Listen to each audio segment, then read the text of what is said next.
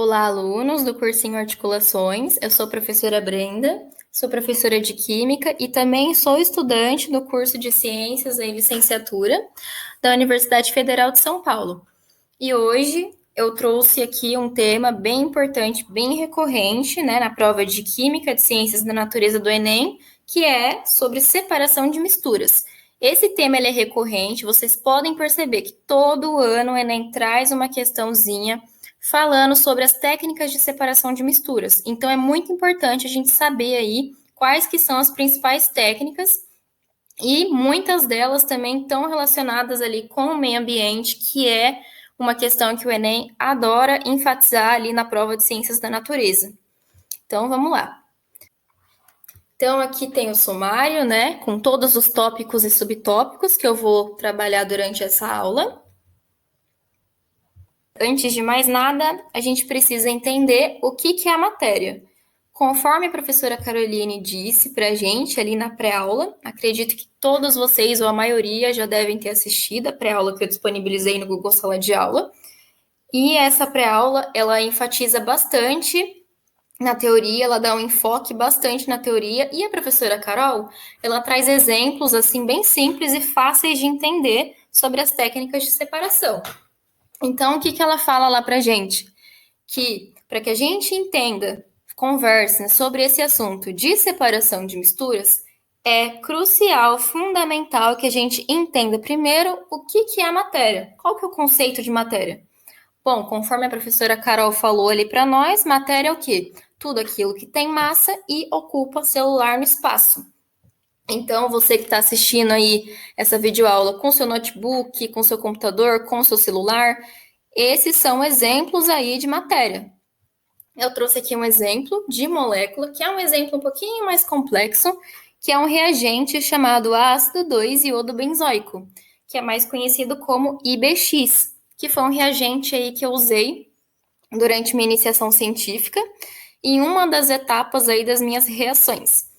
Então, a gente percebe o quê? Que a molécula do IBX é a fórmula molecular C7H5IO4. Aqui temos duas representações aqui da molécula de IBX, certo? Quais são os elementos químicos presentes nessa molécula de IBX? A própria fórmula molecular, ela já diz pra gente. A gente tem o que ali? Carbono, hidrogênio, iodo e oxigênio. E quantos átomos de carbono? 7 átomos. E átomos de hidrogênio? 5. Átomos de iodo a gente tem um só. E também a gente tem 4 átomos de oxigênio. Beleza. Agora que eu trouxe aqui para vocês um exemplo um pouquinho mais complexo, diferente aqui do que é uma molécula, a gente vai conversar um pouquinho agora sobre os tipos de misturas. Então, existem dois tipos de misturas, que são as misturas homogêneas e as misturas heterogêneas. Então, como que a gente sabe primeiro que é uma mistura? A gente sabe que é uma mistura porque ali tem mais de um componente. Por exemplo, aqui, figura 1, mistura da água e álcool. A gente sabe que é uma mistura, por quê? Porque a gente não tem só a água ali. A gente não tem só uma substância, a gente tem a água e o álcool. Então, a gente tem mais de um componente, mais de uma substância. Então, portanto, é uma mistura. E o que caracteriza as misturas homogêneas? Bom, as misturas homogêneas, elas apresentam uma única fase, que é um termo químico que a gente chama aqui. Então, mais informalmente, assim, digamos, falando para vocês, nessa figura 1 aqui, de água, mistura de água e álcool, o que a gente enxerga? A gente não enxerga uma coisa só? A gente não está vendo aqui apenas um líquido transparente? Isso é o que a gente fala de uma fase só. A gente chama de uma fase só. Por quê? Porque tem um aspecto uniforme. A gente vê uma coisa só ali. E aqui, por exemplo, aqui outro exemplo que é essa figura 2, que é um exemplo de uma solução. Professora, mas o que é uma solução? Uma solução é quando a gente tem um soluto, que é um sólido que vai se dissolver ali no líquido, e o líquido que a gente chama de solvente. Por exemplo, uma coisa bem simples que a gente sempre costuma fazer aí no cotidiano. Um copo com líquido, adicionando um sólido, um soluto, mexendo ali e esse soluto vai se dissolver. Aqui, por exemplo, um copo com água, A gente tem ali a água e vamos adicionar ali uma colher de açúcar nessa água. A princípio, a gente vai conseguir ver ali os grãozinhos de açúcar, né, na água. Só que quando a gente mexe ali, dá uma mexidinha ali com a colher na água, o que vai acontecer? A gente não vai mais ver o açúcar ali. Por quê? Porque o açúcar, que é o soluto, vai se dissolver num solvente que é a água. Então, a gente vai ver ali uma coisa só, digamos assim, de uma forma mais informal. Então, a gente vai ver ali um aspecto, a gente vai ter um aspecto visual uniforme, então a gente vai ver uma única fase, portanto, é uma mistura homogênea. Aqui eu trouxe o último exemplo para vocês, que é um exemplo de um bule feito de bronze. Só que o que acontece com o bronze? O bronze, ele é uma liga metálica. E essa liga metálica, ela é composta por cobre e por estanho também. Então, a gente tem ali uma mistura, porque a gente não tem um composto só ali, uma substância só ali naquele bronze. A gente tem uma mistura de cobre e estanho. Então, ela é uma mistura e ela é homogênea, por quê? Porque tem um aspecto visual uniforme. A gente não vê aqui um bule todo dourado, todo de uma cor só? A gente vê uma coisa só, um aspecto visual só. A gente está enxergando ali uma única fase. Então, por isso, a gente fala que é uma mistura homogênea. Aqui eu trouxe um outro exemplo de uma mistura homogênea, que é esse videozinho aí que aparece eu no laboratório aí de química orgânica durante minha iniciação científica, né? E o que eu tô fazendo aí? É uma das etapas para a síntese desse reagente que se chama diamina, que eu circulei ele aqui em roxinho, né? E essa etapa, o que ela consiste? O que a gente pode observar aí? Que a gente tem um becker, e ali nesse becker a gente tem um líquido, né? Amarelado. Esse líquido, ele tem mais de uma substância ali presente, né? Então, ele é uma mistura. A gente sabe que ali tem uma mistura. E eu tô adicionando aí nessa mistura um sólidozinho branco. Vocês podem ver aí. Eu vou adicionando e o agitador, que esse agitador aí, ele se chama agitador mecânico, ele vai agitar essa minha mistura. Só que vocês percebem que mesmo eu inserindo, adicionando esse sólidozinho branco na minha mistura, ela não continua com o mesmo aspecto visual uniforme? Continua ali o líquido amarelado, com aspecto visual só, uma fase só. Então, é um exemplo aqui mais diferenciado aqui que eu trouxe para compartilhar com vocês de mistura homogênea. Agora que a gente já viu o que são, né, essas misturas homogêneas, a principal característica das misturas homogêneas que são que elas apresentam uma única fase. Em contrapartida, as misturas heterogêneas, qual que é a principal característica? A gente vê aqui, opa, ó, elas não têm mais uma única fase só. O que a gente vê? Duas ou mais fases. Aqui eu trouxe uma mistura aqui, que é uma mistura bem comum, que é a mistura de água e óleo, que é um exemplo de mistura heterogênea bifásica. Por quê? Porque a gente está vendo aí duas fases. Aqui na figura 5, é uma mistura heterogênea de água, óleo e areia. 3 fases. E aqui eu trouxe um outro exemplo de mistura heterogênea, que é o leite. Mas vocês devem estar se perguntando, professora, mas o leite, a gente está vendo aqui um aspecto só, né? Um aspecto visual só. O leite parece ser uniforme. Por que o leite é uma mistura heterogênea? Quando a gente observa esse leite com o auxílio de um microscópio óptico comum, o aspecto dele é heterogêneo.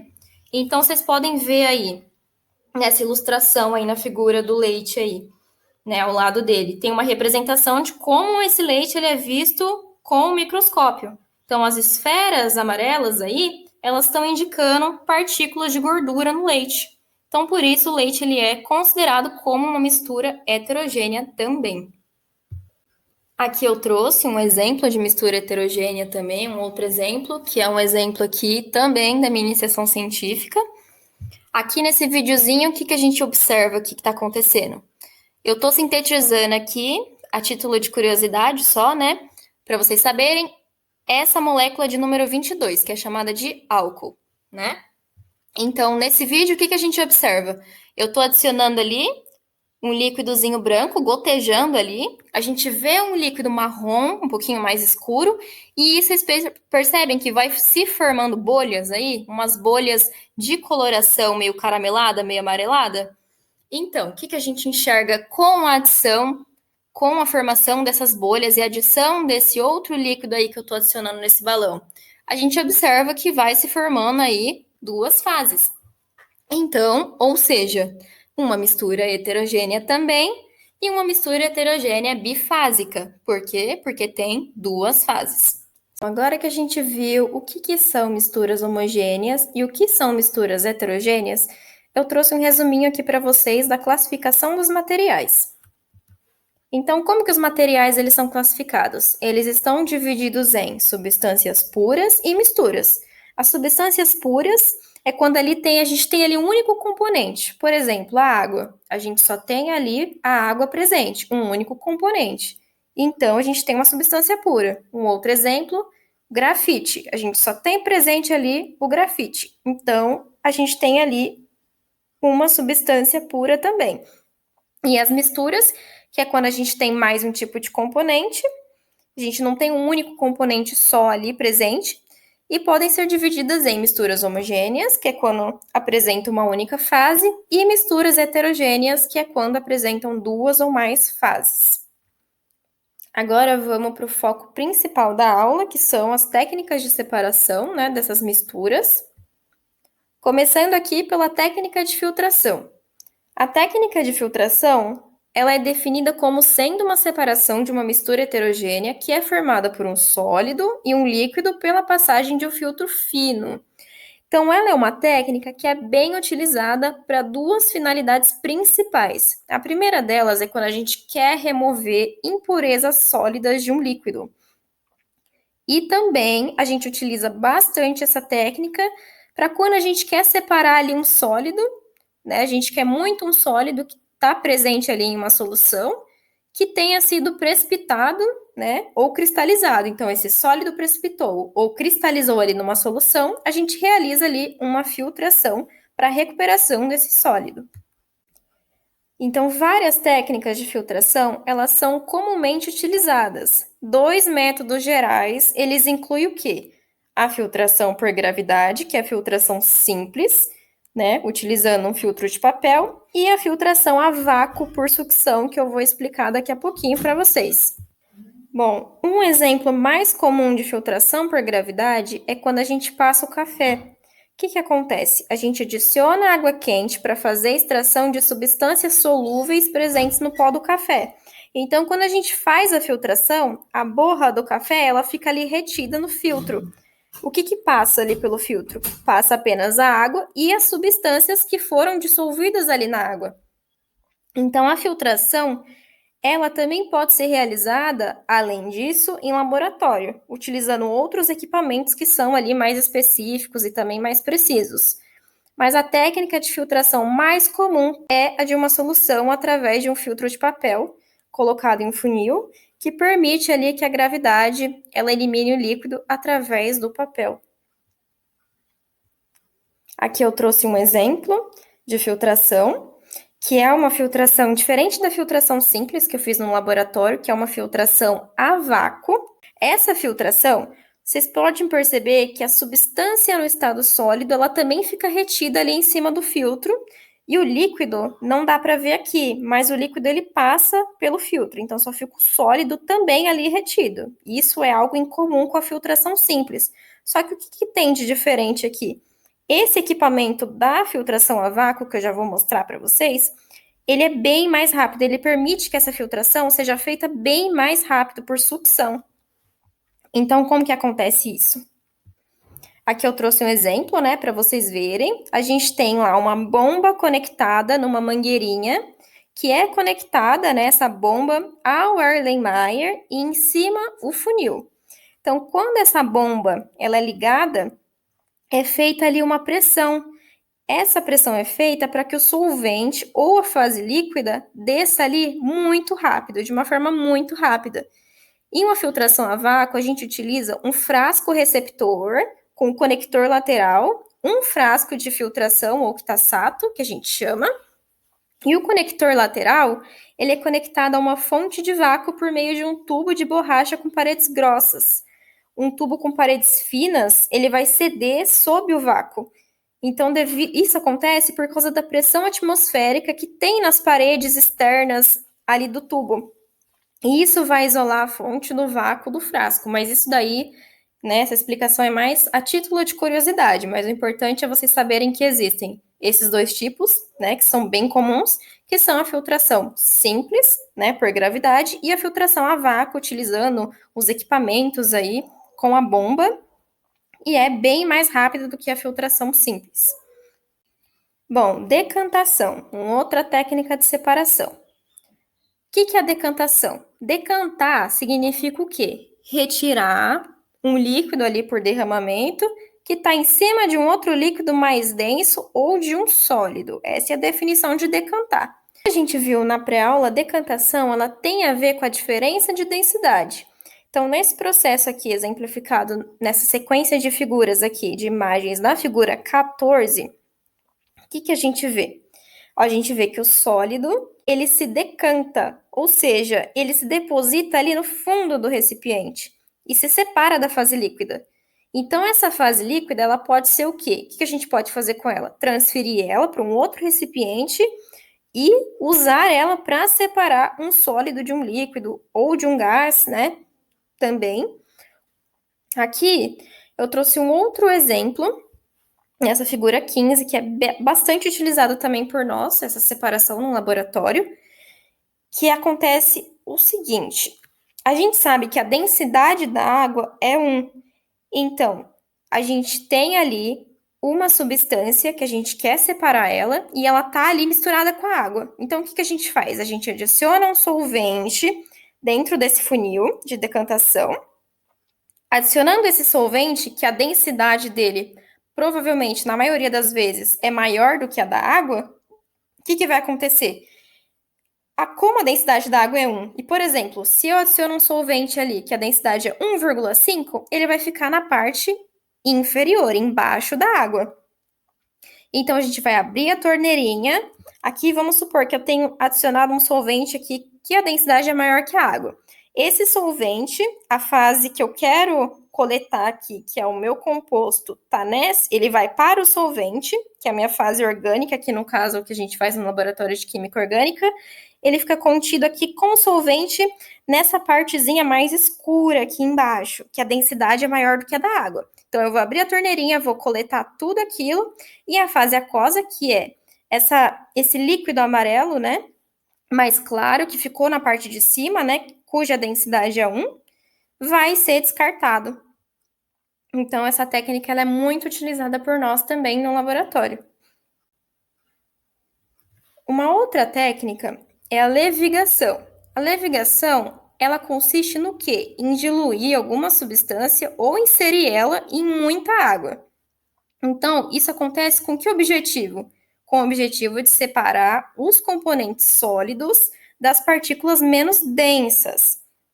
Então, esse processo, ele consiste em passar uma corrente de água por um sistema heterogêneo.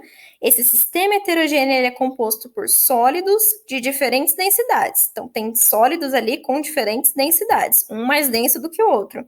Então, quando esses sólidos eles flutuam, os sólidos menos densos, né? Os mais densos vão ficar na parte de baixo. E os menos densos vão subir, vão ser arrastados pela água para a superfície. Só que eles não conseguem arrastar os mais densos. Percebe que os menos densos eles vão flutuar para a superfície e os mais densos vão ficar ali na parte de baixo, na parte inferior, eles não conseguem ser arrastados, né? Então vão subir só os menos densos. Então, essa é uma técnica muito utilizada ali na atividade de mineração. Como eu trouxe aqui um exemplo, exemplificado na figura 16, para vocês verem. Outra técnica de separação é a catação, que é um método sólido-sólido. Esse processo, ele separa substâncias sólidas, né, de outras substâncias sólidas. E ele é feito de forma manual. O processo mais comum que a gente conhece é quando a gente separa ali feijão. Não só feijão, quando a gente separa ali grãos, né, em geral. A gente utiliza esse método de separação manual com as mãos, né, da catação.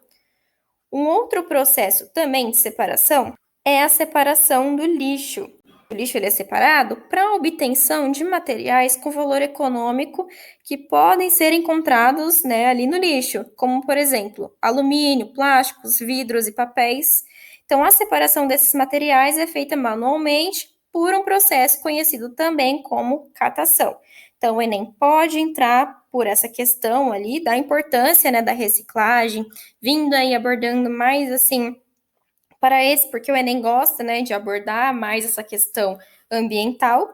Então, pode vir ali com uma questãozinha ali de reciclagem e falar qual que é o processo de separação aqui, né? Contar ali uma historinha, por que que a reciclagem é importante para o meio ambiente e tudo mais. E aí, tá ressaltando qual é a técnica de separação, que vocês já sabem. Vê que é uma técnica manual, catação. Separação magnética. Como o próprio nome já diz pra gente. Magnética, magnetismo. Magnetismo lembra o quê? Metais. Então, ele é um método de separação de misturas que é utilizado para separar um ou mais componentes de uma mistura heterogênea que apresentam materiais com propriedades magnéticas, ou seja, materiais que tenham propriedades metálicas. Então, nesse caso, um ímã, né, é utilizado para atrair esses materiais que tenham metais, como por exemplo, a gente tem lá o ferro, o níquel, o cobalto, são metais.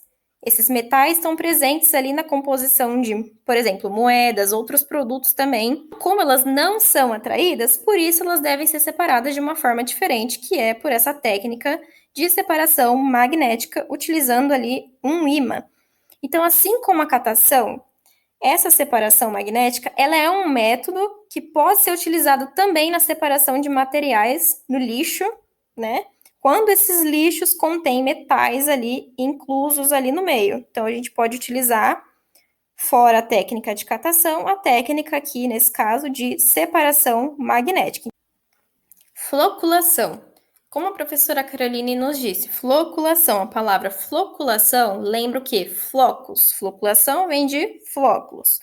Então, floculação, ela é um procedimento em que partículas muito pequenas, elas estão ali envolvidas, ali agregadas, e essas partículas, elas vão formando flocos.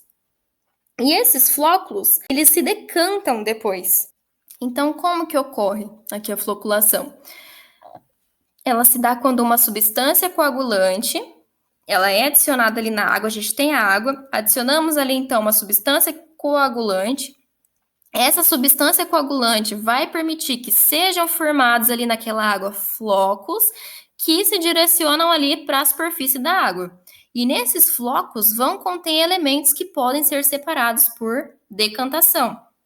Então, o Enem pode vir aqui com uma questão falando aqui sobre o tratamento de água, porque o tratamento de água é uma técnica que envolve a floculação. A gente utiliza a técnica de floculação para tratar a água. Então, aqui eu trouxe na figura 21 uma etapa, né, de floculação, numa estação de tratamento de água, e aqui na figura ao lado, a água aqui já está pronta para ser consumida. Outra técnica de separação é a dissolução fracionada. Dissolução fracionada. O que lembra a gente? Fração. Fração lembra a gente de partes, né? Então, vai ser realizada uma dissolução em partes, ou seja, de forma fracionada. Esse processo, gente, ele é muito utilizado para separar, por exemplo, uma mistura de um sal de cozinha e areia. Como o próprio nome, né, ele está sugerindo, vai ocorrer uma dissolução dos componentes. Mas como assim uma dissolução dos componentes? Um deles vai se dissolver. Então, a gente sabe que o sal de cozinha, ele é solúvel na água. Assim, se a gente adiciona ali a água no sistema, o sal ele vai se dissolver e a areia vai permanecer no fundo do becker. Então, essa nova mistura, ela vai poder ser separada, nesse caso, por filtração. É um método que envolve ali É uma separação em partes. A gente vai separando as misturas de forma fracionada. Primeiro a gente realiza uma técnica de separação. Terminou essa técnica, a gente vai separar ali, envolvendo, utilizando uma outra técnica de separação e assim sucessivamente. Flotação. Flotação é uma outra técnica de separação que ela consiste no quê? A flotulação é a separação de misturas em que se borbulha o ar por uma mistura coloidal. E a espuma formada, ela arrasta as impurezas ali para a superfície. Então, a flotação, ela é um tipo de processo físico, né, de separação de misturas heterogêneas. Essa técnica, ela consiste no quê? Em adicionar bolhas de ar no meio ali, para que as partículas que estão em suspensão no líquido, elas se aglutinem, ou seja, elas vão se ligar muito forte nessas bolhas. Então, a espuma que é formada, ela pode ser removida, arrastando com ela as partículas ali de impureza. Então, ela é muito utilizada para separar metais, né? Como a gente viu também na pré-aula com a professora Caroline. Destilação simples. O que é a destilação simples? Ela é a separação dos componentes de uma mistura pelo uso de suas diferentes volatilidades. Como assim?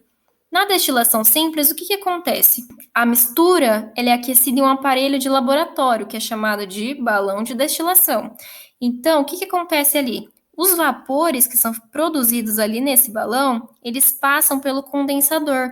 Passando pelo condensador, eles são então resfriados pela água que passa no tubo externo. Em seguida, vai se condensar, sendo recolhidos em um frasco que é chamado de Erlenmeyer. A parte sólida dessa mistura, por ter temperatura de ebulição muito superior à da parte líquida, ela não evapora. Então, ela permanece ali no balão de destilação. Então, quando a gente quer realizar esse tipo de separação, a gente usa, então, a destilação, que se baseia ali, né, nas diferenças de volatilidades. Um exemplo de destilação simples no cotidiano é a dessalinização da água do mar. Então, como a maior parte da água do mundo, a gente sabe que se encontra em forma de mar, né, de oceano, em forma salgada, para que essa água ela seja aproveitada, a gente tem que transformar ela em água potável. Então, isso vem sendo uma saída cada vez mais aceita, né, e pesquisada também, muito pesquisada. Então, existem vários métodos ali que podem ser usados para realizar essa dessalinização da água, mas o principal deles é a destilação simples. Então, a gente tem a destilação simples e a gente tem também a destilação fracionada. Então, o que é a destilação fracionada? Ela é definida como sendo uma separação de componentes de uma mistura líquida por destilação repetida, com aproveitamento das diferenças de volatilidade. Então, a destilação fracionada ela é utilizada para separar líquidos miscíveis e que fervem em temperaturas muito diferentes. Então, por exemplo, durante o aquecimento da mistura, os componentes eles começam a se transformar ali em vapores e se deslocar em direção à coluna de fracionamento. Como a coluna de fracionamento é um obstáculo, pode conter ali várias bolinhas e pouco espaço livre. Então, inicialmente, apenas um dos vapores ele consegue atravessar ali. Então, apenas o vapor do líquido, que é mais volátil, ou seja, é aquele que apresenta, né, a menor temperatura de ebulição, ele atravessa a coluna de fracionamento. E ao chegar ali no condensador, ele se condensa e é recolhido, né? Ou seja, separado. Então, esse processo ele vai se repetindo, né? E depois o líquido ele ferve em uma temperatura ali intermediária, né? Até que o líquido ferva ali em uma temperatura maior. Então, quando a gente, conhecendo, né, essa temperatura em que cada líquido ele ferve, a gente pode saber também pela temperatura indicada no termômetro qual deles que está sendo destilado. Então, é super legal. Então, a destilação fracionada ela é muito utilizada principalmente na indústria petroquímica, na separação dos diferentes derivados do petróleo. As colunas de fracionamento aqui, na destilação do petróleo, são divididas em bandejas ou pratos, né? E assim é possível, né, a gente dizer que a destilação fracionada é uma separação que se baseia no quê? Nas diferenças de temperatura de ebulição quando são valores próximos. E por último, a gente tem aqui a centrifugação, que é o aproveitamento da força centrífuga para separar os elementos de acordo com a densidade ou para secar alguma coisa. Então, como que ocorre a centrifugação? A centrifugação ela vai abranger a dissensão entre sólidos e líquidos ou apenas dos líquidos entre eles. E ela pode ser descrita como sendo um processo que ele abrange vários fatores importantes, e dentre eles a densidade dos corpos. Isso por quê? Porque a centrifugação ela vai ser essencial para a separação daquilo que é mais denso do que aquilo que é menos denso. Então, aquilo que for mais denso vai permanecer embaixo, no nível inferior, e aquilo que for menos denso vai subir para a superfície, que é, por exemplo, o método mais comum que a gente conhece, que são utilizando máquinas de lavar roupa, né, para centrifugar as roupas ali. Um outro método, que é um método manual também, é uma centrífuga de salada. É perfeito também para ilustrar um método manual de centrifugação. Então, o que vai acontecer? De forma manual, vai ocorrer aqui a separação, né, da salada, que é o sólido, da água, que é o líquido. E outro método também é a separação de análises por análises sanguíneas utilizando a centrifugação. Então, como que acontece isso? O sangue, a gente sabe que ele é uma mistura coloidal. Então, após a gente coletar o sangue em um tubo de ensaio, ele é transportado para uma centrífuga num laboratório. Esse aparelho aí, ele realiza um movimento que é um pouco acelerado, rotativo, então ele fica lá rotacionando, e esse movimento ele proporciona aí a separação das partes que compõem o sangue, então é muito legal. Então é isso, eu espero que vocês tenham gostado, agradeço pela atenção de todos vocês, continuem estudando bastante, o Enem já está chegando, e se cuidando também. Um abraço para todos e até logo!